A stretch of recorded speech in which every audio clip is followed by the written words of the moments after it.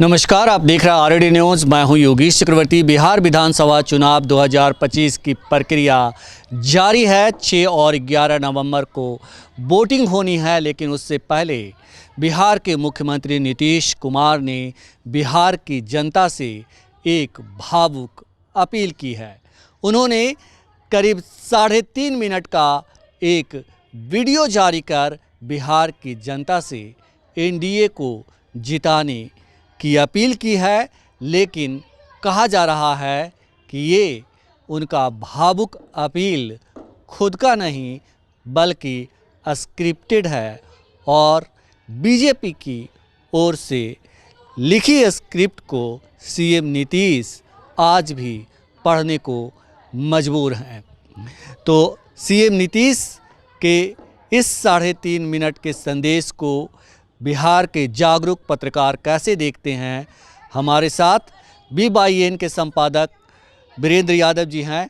आइए इनसे जानते हैं। वीरेंद्र जी, आप कैसे देखते हैं मुख्यमंत्री नीतीश कुमार के संदेश को? 3.5 मिनट का पहले तो उस वीडियो में एक चीज़ साफ साफ स्पष्ट दिखता है कि वो जो है वीडियो को मतलब टेलीप्रॉम्प्टर पर पढ़ रहे हैं। आप कैसे देखते हैं पूरा जो उनका स्पीच है उसको कैसे देखते हैं, इस अपील को? मुख्यमंत्री का भाषण जो है ऑनलाइन जिन्होंने जारी किया है, एक तो खुद पढ़ रहे हैं, बोल नहीं रहे हैं। जी। बोलना और पढ़ना दो चीज़ अलग होती है।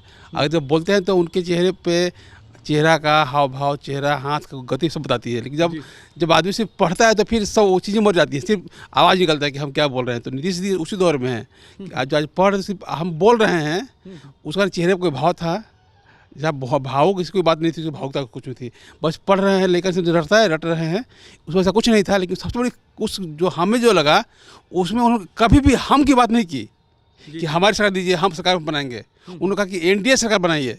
तो पहले कहते थे कि भाई हमारी सरकार है, हम सरकार, हमें एक और मौका दीजिए। इस मौका उन्होंने अपने लिए नहीं मांगा कि हमें एक और मौका दिए। कहा कि एनडीए की सरकार बनाइए। मतलब कि नीतीश कुमार मान लिया है कि अब नीतीश कुमार खत्म हो गए हैं, अब जो भी आएगा एनडीए रहेगा, नीतीश नहीं रहेंगे।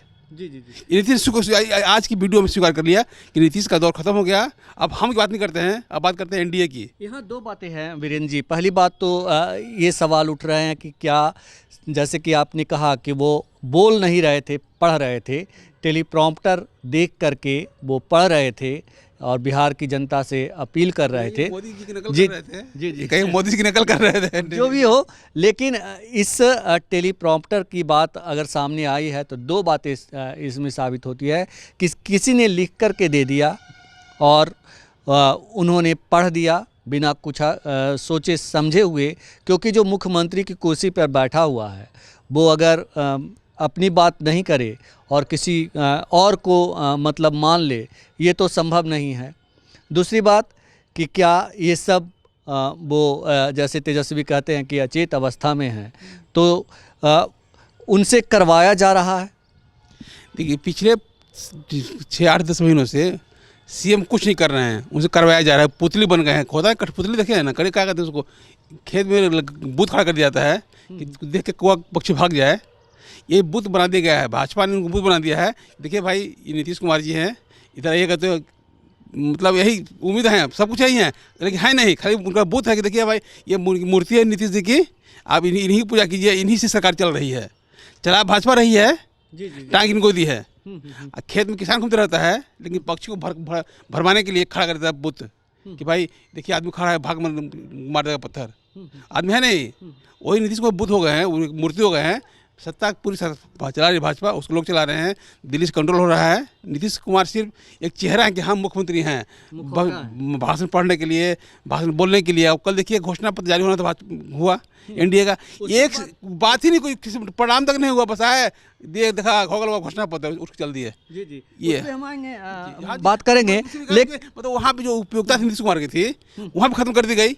जी भाई जब जो सीएम का चेहरा आपका है, या पार्टी जो एनडीए का भाषण है या उनका जो एजेंडा है वो बताना था, उनको कुछ नहीं बताया, रख चल दिए। पहले था नीतीश के 5-15-20 में 7 निश्चय, उनका 7 निश्चय, अब खत्म हो गया 7 निश्चय, अब हो गया भाजपा निश्चय।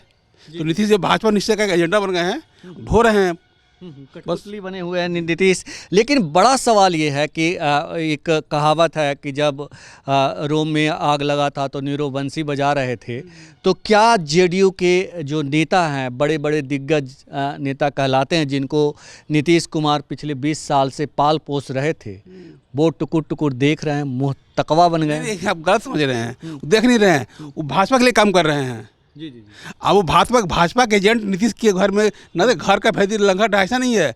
वो रावण इस बार रावण ने भेज दिया अपने विभीषण, चल तो ओकरा ही, अब तो उसका पक्ष हमको दो। पहले उल्टा था, विभीषण करता था, रावण देता था राम को। अब ऐसा नहीं है, अब विभीषण अपना भाई को भेज दिया, चल तो ओकरा ही, हाँ बतावी तरह रावण ने भेज दिया। इस बार लक्ष्मण विभीषण को, जो बताओ हमारे दुआ के, ये आज नीतीश के आदमी नहीं है। वो संजय झा भाजपा ही है, आत्मा से, देश से, जाति से, दिमाग सबसे भाजपा ही हैं। जो विजय सिन्हा है, विजय चौधरी हैं, उनका भी आत्मा भाजपा की है, देह नीतीश कुमार की है। बस उस वो लोग तो भाजपा है ही है, नाम सिर्फ जदयू का बना पट्टी टांग लिया, जदयू की है। उनका अंतिम लक्ष्य भाजपा को सत्ता में बैठाना है, चाहे संजय झा हो, चाहे विजय चौधरी हो, चाहे जलालन सिंह हो। जो भी सवार भाजपा जदयू का है ना, जदयू जो भी सवर्ण नेता है, सब भाजपा दलाल। आपने कहा कि सब भाजपा के दलाल हैं, जो भी सवर्ण नेता हैं बीजेपी के, जेडीयू के। लेकिन यहाँ पे एक सवाल और होता है कि क्या श्रवण कुमार, विजेंद्र यादव जैसे नेता सिर्फ मतलब शोपीस है, उनकी कुछ नहीं, पार्टी में कोई भूमिका नहीं है। जो नेता पिछड़े जाति के हैं जदयू में, वो सिर्फ नीतीश के पालकी ढोने वाले हैं, कहार की भूमिका में है। बस कुछ बोलना नहीं है, चल रहे चल रहे तो चलो, ये चल रहे तो नहीं चलो, हाँक देना गाय भैंस की तरह। उनके औकात कुछ है ही नहीं है, सत्ता में है, मंत्री राजभोगी है, बोलना नहीं है, बोल पर तो मुँह तोड़ दो। वो उसके बैठा हुआ बोलेंगे संजय झा और विजय चौधरी, आप क्या बोलिएगा जी? आप कुछ सुनिए और हाँ बने। वो लोग क्या ना, तो भेड़ चाल का भेड़ हिस्सा भर है, भेड़ का मुख्य भेड़िया नहीं है। भेड़िया तो नीतीश कुमार, क्या नाम है आपके, संजय झा और विजय चौधरी हैं, जैसे कहेंगे मना कभी सुनो किसी। लेकिन यहाँ पे अगर ये लोग स्टैंड नहीं ले रहे हैं, तो आने वाले दिनों में जब 14 नवंबर के बाद एनडीए सत्ता में अगर आती है, तो जब सरकार का गठन होगा, तो ऐसी स्थिति में इनकी मुश्किलें तो बढ़ सकती है। इनकी अपनी कोई मुश्किल ही नहीं है, ये तो इनकी आत्मा नीतीश से जुड़ी हुई है। हम बोले कि नीतीश के ना साथ खड़े हैं, नीतीश जाएंगे तो ये भी जाएंगे अपने आप। इन मानते हैं कि हमारी अपनी कोई, जैसे कि संजय झा या विजय चौधरी को लगता है कि हमारा कोई औकात भी है, हम भाजपा दलाली कर रहे हैं, लेकिन हमारे औकात है ना, यहाँ तो वो भी कुछ नहीं है। जी जी जी। ये तो खाली लोग, ये भी तो और भड़का भूत है कि भाई ठीक है नीतीश यहाँ तो ठीक है, तो हम खत्म हो गए। हम मानते हैं कि नीतीश हैं तो हम हैं, नहीं तो कहानी खत्म हमारी है। जी जी। आपने कहा कि जो जेडीयू के नेता हैं वो बीजेपी के दलाली कर रहे हैं, और बीजेपी जैसा चाह रही है वैसा हो रहा है।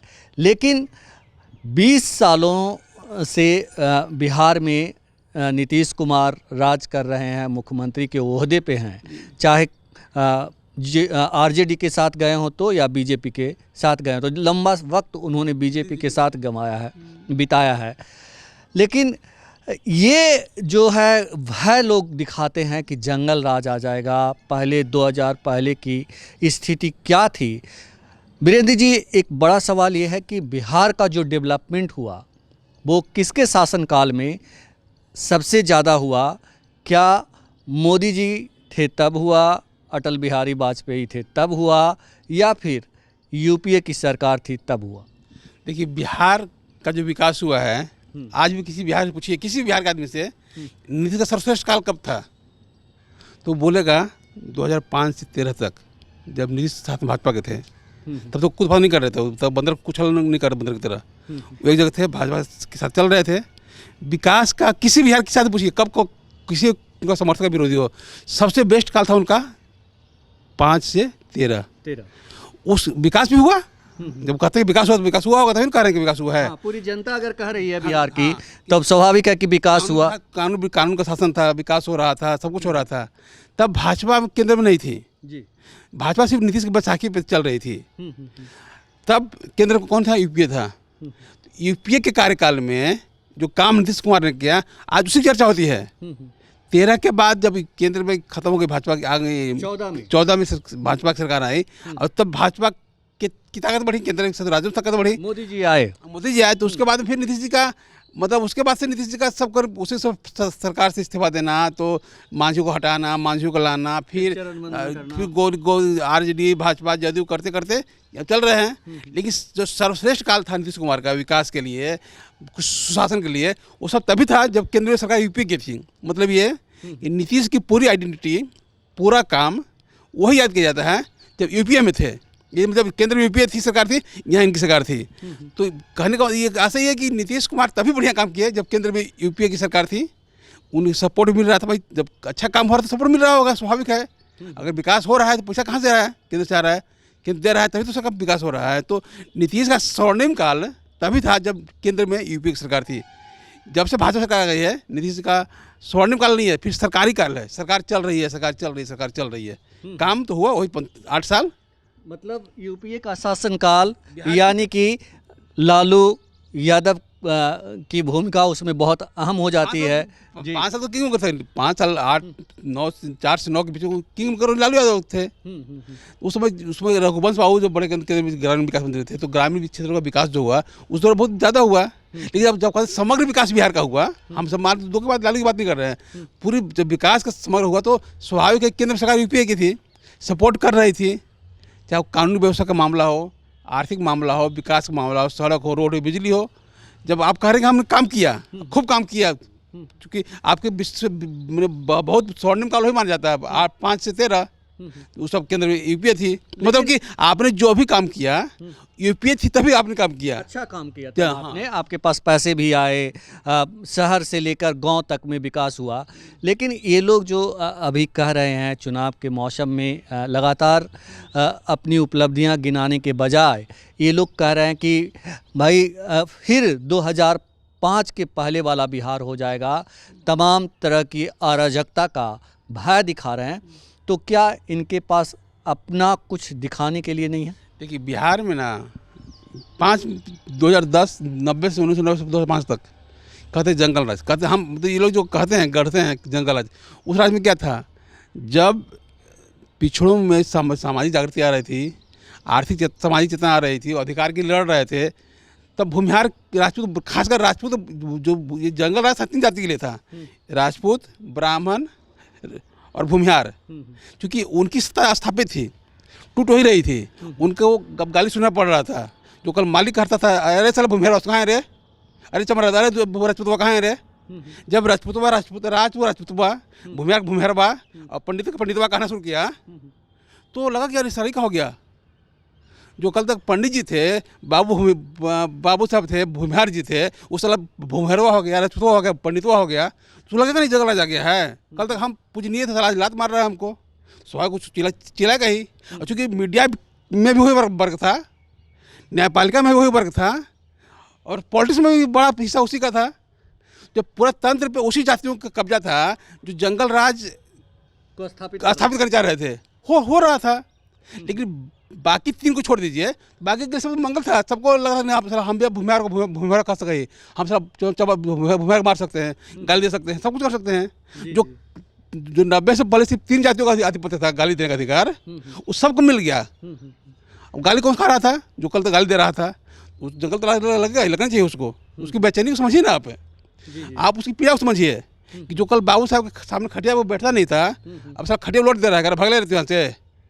तो बिल्कुल लगा कि जंगल कहाँ से भाई, हम तो कल तक सारी हम जब प्रणाम करता था मेरे कह रहा कि प्रणाम कर हमारा, तो बिल्कुल इसलिए जंगल इसलिए जंगल ये नहीं था कि कौन शेर आ गया, बाघ आ गया। संकल्प ये था कि जो समाज का दबा कुचला समाज था, जो समाज की जो 3 आधिपत्य जातियाँ थी, इसका सामाजिक आर्थिक सब तंत्र पर कब्जा था राजपूत भूमिहार ब्राह्मणों का। उसकी प्रशासनिक तंत्र भी था, न्यायिक तंत्र भी था, हर जगह वही था। अब उसको लगे हमारे सलाह अधिकार छीनने, हमारा ही माथे पर मुतना शुरू कर दिया है।